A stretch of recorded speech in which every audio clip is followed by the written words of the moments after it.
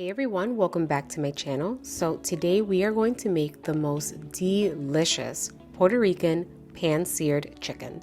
This recipe is just bursting with flavor, and the best part about it, it is very simple to make. It is a great recipe if you have some chicken sitting in your freezer and you just don't know what to do with it. So let's get into it. Alright, so I have here about 1.5 pounds of some chicken breast. I am using chicken breast tenderloins, the ones that you find in the freezer section. All I do is take out what I need, thaw it, wash it, and then I trim off that little gummy section, but you can use any kind of chicken breast that you prefer. Gonna go ahead and add a little drizzle of some oil, and this is going to help my seasonings get nice and mixed up within the chicken. Then I'm gonna go ahead and add a little bit of this Lawry's Casero all-purpose seasoning. Feel free to use adobo or any other garlic-based all-purpose seasoning.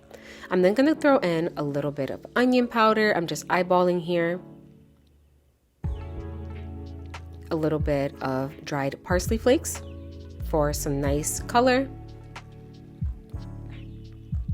Gonna add some black pepper to taste.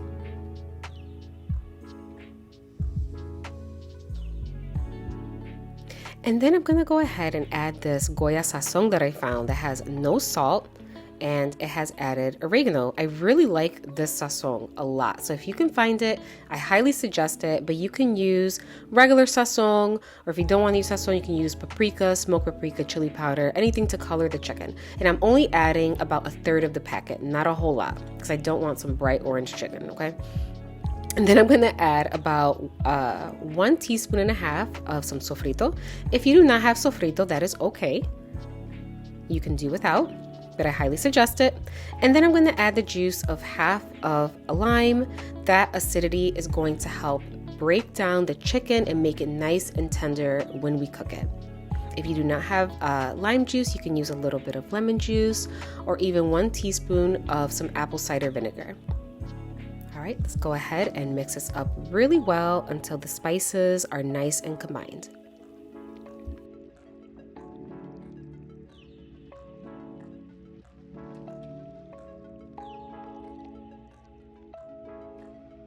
All right, so after I season my chicken, I'm gonna go ahead and put the chicken in a large plastic bag. I'm then going to try to squeeze out as much air as I can out of the bag and seal it up.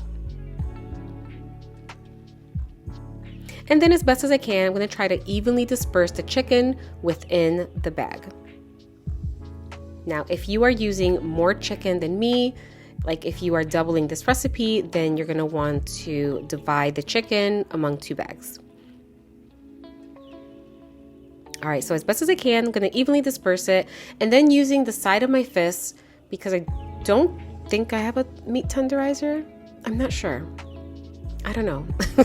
But anyways, I'm going to use the side of my fist and I'm going to smash my chicken breasts gently, not too hard because they will break apart, but I'm going to flatten my chicken breasts because I want them to be nice and thin. And the good thing about thin chicken breasts is it cooks a lot faster and it also cooks evenly. And this also helps to ensure that my chicken breast and the inside is nice and juicy, because when the chicken cooks quickly, just the inside remains juicy. It doesn't get all dry, as chicken breast tends to be dry.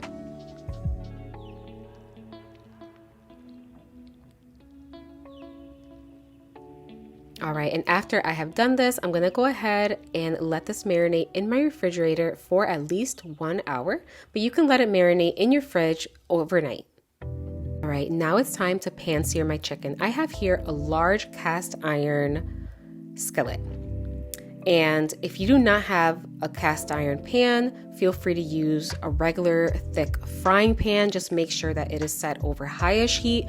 That is about the number 6.5 for me. You want to make sure that it's nice and hot. I'm then going to add about 1 tablespoon of some salted butter. This is going to give the chicken such good flavor.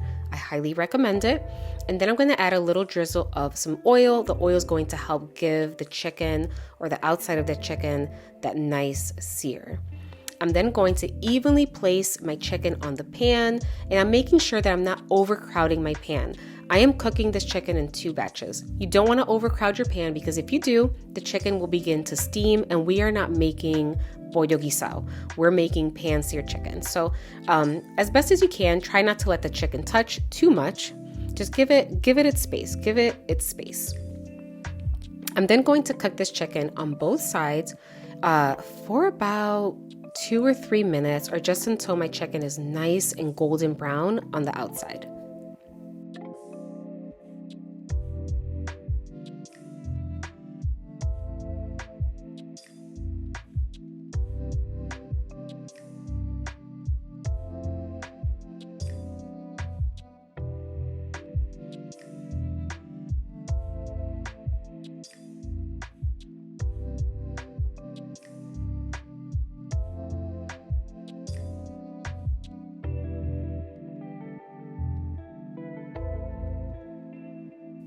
And now that my chicken is all done, within these chicken drippings, I'm going to add a little extra drizzle of some oil, and I'm going to go ahead and pan fry some bell pepper and onion slices. You can use any kind of onion, any kind of bell pepper. And I'm just going to char this up real quickly, and this is going to be a nice finisher for my chicken. And just like that, my chicken is done. This recipe took about 15 minutes or so, minus the marinating time, but it's a super quick and easy and delicious recipe. My family absolutely loved it. Highly suggest you give it a try. And as always, if you have not subscribed to the channel, please do so. Also, give this video a thumbs up. It helps my channel a ton. And hit that notification bell. I do try to post fresh new content regularly, and that way you can be notified whenever I post a video. Until next time.